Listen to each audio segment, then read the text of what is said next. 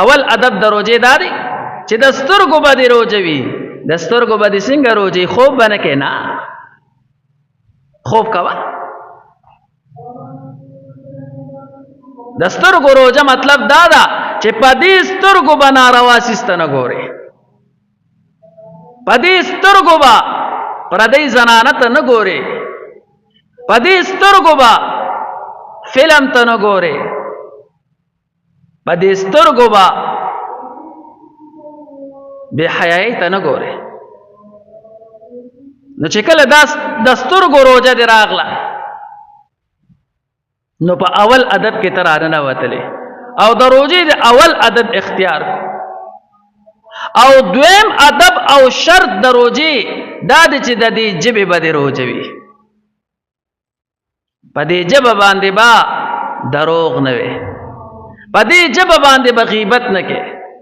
په دې ژبه باندې به چغلي نه کې. کله چې د دې ژبې د روزه شوه د غیبت نه، د دروغو نه، د چغلۍ نه، د بل د بیزته کولو نه، نو دا دویم ادب او دویم شرط شو د روزه. صاحب منګه روزه خو نیسو او د دغه آداب وګوره خیال نه ساتو. په دې ژبه باندې منګه څومره غیبت کوو په روزه کې،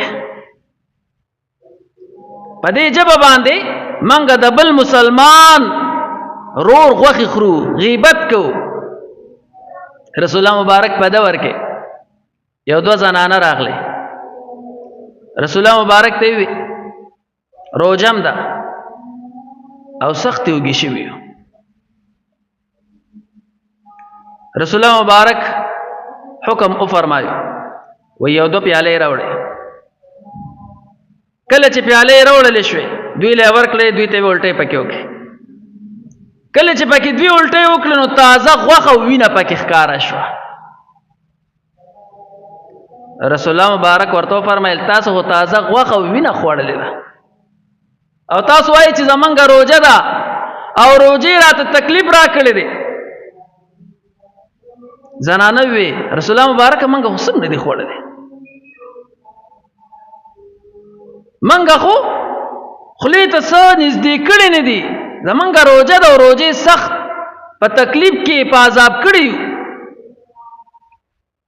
رسول الله مبارک ورته فرمایل وای دا غوښه چې ده، دا وینه چې ده، دا تاسو د خپل مسلمان رور یا د مسلمان خور غیبت کړی دی.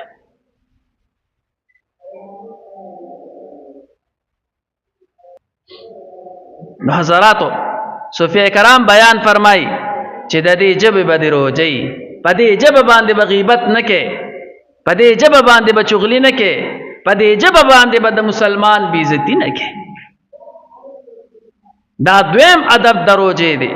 او دریم ادب د روزې دا دی چې د غوږونو به دې روزه وي. صاحب نن سبا خو هندپریان راوتي دي، غوږونو کې ورکې ته به خبر هم نه ګانې اوري. نن وایي تصویر ته خو نه ګورم که نه صاحب، اورېدل دا هم ګناه ده. بیا د غیبت کول چې څنګه ګناه ده دغه شانتې اورېدل هم ګناه ده. نو د دې غوږونو به دې روزئ صاحبه. نو منګه وایو منګه خپله غیبت نه کوو، خو هلته ناست وو هغه لګیا ول، هغه دا وي او هغه دا وي او هغه دا وي. نو که په خپله غیبت نه کې خو که ودرېده نو غیبت کوونکي او اورېدونکي دا دواړه برابر دي، دروغ ویونکي اورېدونکي دا دواړه برابر دي. منګه خو د اورېدلو دپاره د مزید سیزونه پیدا کړي، موبایل غانې په اورا، لهو لعب په اورا، او روزه مې ده. او د روزې لنډولو اسانه طریقه منګه دقه زده کړې ده چې منګه وګونو کې هنفري ور کړې ده او دا ګډوډ کارونه کوي. دا دریم ادب. څلورم ادب دا دی چې د تمام وجود به دې روزه وي، د تمام وجود به دې څنګه روزه وي؟ په دې لاس په حرام کار نه کې، په دې خپو به حرام کار نه کې، دا تمام وجود به د حرام نه ساتي. دا څلورم ادب دی. نو دا څلور ادب چې دا خو د وجود سره متعلق او پنځم ادب دا دی امام غزالی رحمه الله بیان فرمایي چې کله ستا روجې وي نو پنځم ادب د روجې دا دی چې کله روجه ماتې کې نو روجه ماتم یو خو په حلال څیز یې وکړه چې مخې ته د حلال پروت دویم د حلال څیز نه به هم دومره خورې چې صرف گزاره پې وکړې دومره ډېر به نه خورې چې بیا په تراو کې سقاس اډرقي کې ته به سنډی را پرېښوده دی نسې به دومره خوراک به د حلالو لم نه کې ولې امام غزالی رحمه الله وی دا پنځم ادب دا دی چې د حلالو خوراک پکې او حلال بم ډیر زیات نه خوري ولې وای دا روزه د څه د پاره ده روزه د دې لپاره چې ما باندې لوګ راشي ما باندې نار راشي تند راشي د پاره د دې چې ما ته د بل مسلمان پته ولګي ما ته د غریب مسلمان پته ولګي چې ما باندې خدای یو میاشنا را ده زما په دې رور باندې په گاوند کې کالو سر لوګا ده نهار پیدا په د باندې بس تیری کی بشر حافی رحمه الله لوی بزرگ تیر شوی دی دغه شانته د یخنۍ په زمانه کې را پیدو او سخت یخنی شوی و سوکرال چې وی قتل اوس دې رپیږي او خواته ور سره مزیدار کپڑے پرتی دي نو هغه ورته وی سه به وی سخت یخنی دا بدن دې رپیږي په دې زمانه کې خو څوک کپڑے نه وباسي تا ولې دا وخکلی دي دا واچو کنه دا خو سخت یخنی ده بشر حافی رحمه الله ورته وی وستا خبره صحیح ده د یخنۍ زمانه ده سخت یخنی ده او کپڑے څوک نه وباسي خو ما دا په یو غرض اوخکلی دي زمونږ په دې کلی کې زمونږ په دې وطن کې ډېر غریبانان دي او هغوی سره ګرمې کپړې نشته هغوی سره ګرم صادر نشته نو زما دومره وس نه کېږي چې ټولو له ګرمې کپړې والم ټولو له ګرمې صادرې واخلم دغه خو مې وس نه کېږي نو دونه خو مې وس کېږي چې زما غریبانان رونه هغوی په یخنۍ کې مبتلا دي زم هغوی سره یو شانته شم د دې وجې نه مې دا کپړې اوښکلي دي نو پنځم ادب د روژې دا دی چې د حلالو نه بم دومره خورې چې صرف ګزاره پې وشي چې ما ته د خپل مسلمان رور پته ولګي ما سره په ګاونډ کې د ما مسلمان رور لوږه تېری تمام کال ما ته لږه اندازه خوشي او شپږم ادب دا دی چې کله دې روژه ماته کړه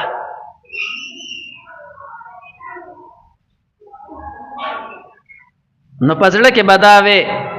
چې یا الله قبول یې که نه او یریږې به د الله نه او په دې روژه باندې به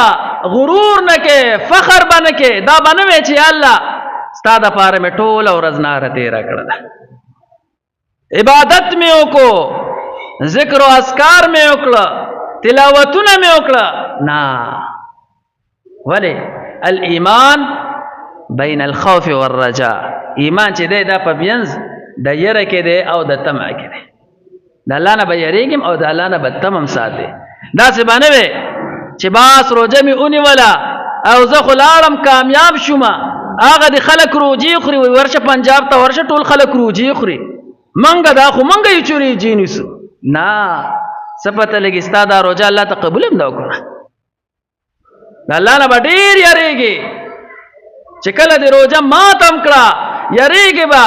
او په زړه کې به دا خوف وي دا یره به وي چې یا الله دا روژه به نه قبوله کړې وکړه ځکه چې زمونږ روژې هغه شانتې روژې خو نه دي دا شپږ آداب دا د عوامو دپاره دي امام غزالی رحمه الله بیان فرمایي چې کله دا شپږ آداب د روژې له راغلل او روژه په دې باندې مکمل شوه انسان به متقی ګرځېږي او چې کله بیا انسان متقی وګرځېږي نو د متقیانو د پاره یو بل ادبم امام غزالی رحمه الله بیان فرمایي وی اوم ادب د متقیانو د پاره او چې خواص دي او چې مقرب خلق ورته ویل کیږي د هغوی د پاره دا دی چې د غیر نه به تمه نه لري چې څوک پر الله سره کی بلکې دې پورې لیکي چې نن در سره روزه ماتې شته نو سبا ته مه پرېږده چې سبا له به څه خورم ولې الله نشته څه دا د مقربو خلکو دپاره زما او ستا دپاره نه دی دا د هغې خلکو دپاره چې څوک الله ته ډېر نږدې دي د هغوی دپاره بیا دا ده چې تم هم د زړه نه وباسه د غیر الله چې څوک به راله سره وړي او که نه روژه ماتې به میلو شي او که نه خوراک به میلو شي او که نه حضراتو کله چې په دقه شرایطو په دقه آدابو باندې روژه برابر شوه الله رب ذوالجلال بیان فرمائی بیا به ته متقی شي لعلکم تتقون او طالبان پې پوهېږي چې لعل زما ستا په کلام کې راشي نو دا شک ورکوي کیدی شي چې وایي دا کار وشي کیدی شي ته باران وشي نو شک دی که نه یقیني خبره خو تا ته نشته خو کله چې د الله په کلام کې لعل راشي نو دا په معنی د یقین سره وي یقینا به متقی کېږي ولې ځکه بادشاه چې چاته ووایي ته راشه هلکه تاله به کیدی شي څه درکمه نو د دنیا بادشاه چې درته ووایي راشه څه به درکم نو په هغې کې مننئ نو بیا د بادشاهانو بادشاه چې ووایي هغې کې به څنګه شک راشي نو روژه به خامخا انسان کې تقوا راولي پرهیزګاري به راولي ځکه لږ به کې نور مخکې ځمه لعلکم تتقون هغه جملې اسمیې ته ورړو او بیا د عقایدو مسلې ته ځو خبره نه اوږدېږي خو په اسانو الفاظو کې درته دا وایم چې الله رب ذوالجلال ما او تا ته دا عقیده بیان کړې ده چې روژه به در کې تقوا راولي دا به ستا عقیده او که پرهیزګاري در کې رانوستله نو دا مه وایه چې روژه خرابه ده دا مه وایه چې د روژې هغه اثر خو اړو نه شو نه ما تا ته په اول کې ووي چې د روژې مثال په شان د دوایي دی دوایي به هله اثر کوي چې یو استعمال کې دویم د دوایي چې کم پرهیز او فعال دی هغه وکړي نو تاله به پیدا درکوي نو روژه نیول هم ضروري دي خو د روژې د دغه آدابو خیال ساتل ډېر زیات ضروري دي کله چې زمونږ روژه په دغه آدابو باندې راغله بیا به مونږ کې الله رب ذوالجلال تقوا پیدا کړي د الله رب ذوالجلال نه دعا ده چې زمونږ روژې د دغه تقوا ذریعه وګرځي او مونږ پکې د نارواو نه د غیبت نه د چغلۍ نه د دروغو نه وساتي واخر دعوانا الحمد لله رب العالمین دعا وکړئ سمون په دې ملکو توفیق راکړي خپل دا خپل د حرم نصیب کې حرمین شریفین د نصیب هر کار هم د خپل رضا لپاره وګرځي یا الله څوک بیماران دي ته شفا ورکړي څوک قرضداران دي الله ته د قرض نه خلاص کړي چا روزګار ان شاء الله حلال روزګار ورکړي چا اولاد ان شاء الله اولاد ورکړي چا نارینه اولاد ان شاء الله نارینه اولاد ورکړي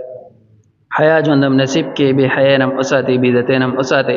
یا الله چا سم مشکلات ته تمام مشکلات حل کړي یا الله چا شریعت تمام شریعت پوره کړي د خپل ملک ته دعا کړي الله امن پکې قائم کړي دا امن جنډې پکې الله پاک او خو ولي دین محمدي سره څوک امداد کوي په هر جامه کې الله ته حافظ او ناصر شي دین محمدي ته څوک نقصان رسي په هر جامه کې دي یا الله تینیس او نابود کړي یا الله کو مسلمانانو کې الله ته هدایت وکړي خدای هدایت لایق نه وي الله حقیم نیست او نابود کړي یا الله زمونږ د مدارس حفاظت وکړي یا الله زمونږ د تبلیغي مراکز حفاظت وکړي یا الله زمونږ د خانقاګانو حفاظت وکړي یا الله زمونږ د سنگر د مجاهدینو حفاظت وکړي مجاهدین دعا کې یاد کې کوم ځای کې قید او بند کې الله ته درها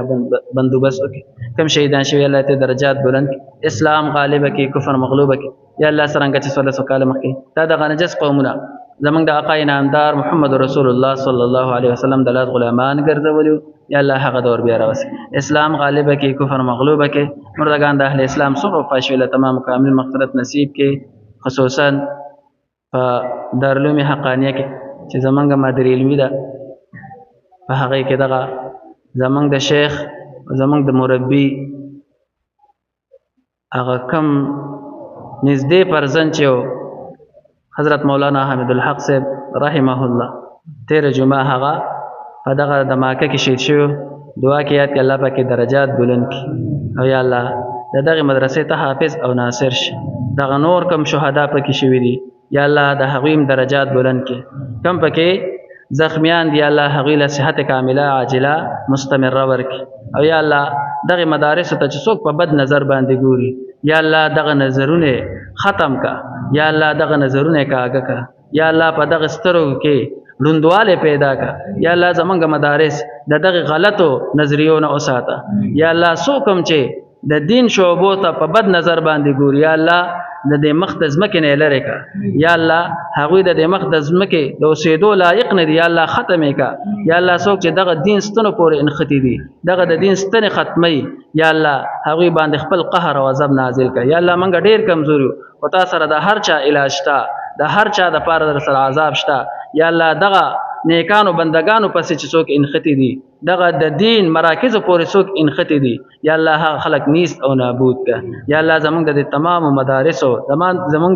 د دین تمام شعبو ته حافظ او ناصر شه صلی الله تعالی علی خیر القی محمد و علی آله و اصحابه اجمعین برحمتک.